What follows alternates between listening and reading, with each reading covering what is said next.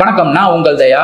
இந்த காணொலியில பார்த்தோம் அப்படின்னா மிதுன ராசிக்காரர்களுக்கு அதாவது இந்த வருடம் 2ஆம் தேதி நடக்கக்கூடிய குரு பெயர்ச்சி எப்படி இருக்கு அப்படிங்கிறத பார்க்க போறோம். அது ஒரே நிமிஷத்துல பார்க்க போறோம்.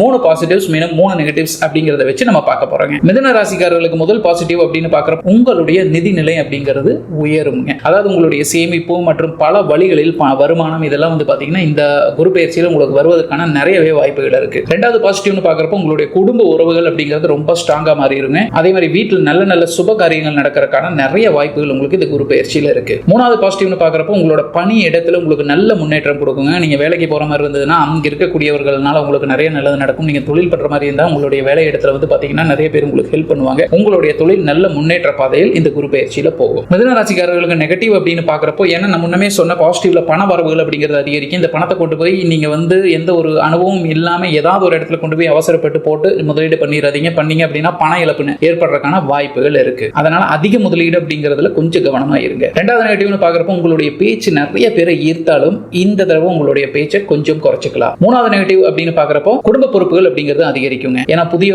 உறுப்பினர் வரவு இருக்கலாம். சுப நிகழ்ச்சிகள்ல பாத்தீங்கன்னா அதிக செலவு செய்யலாம். இதெல்லாம் சேர்க்கிறப்ப உங்களுக்கு பொறுப்புகள் அப்படிங்கிறது இந்த நேரத்துல குரு பயிற்சியில உங்களுக்கு அதிகரிக்கும்னு சொல்லலாம்.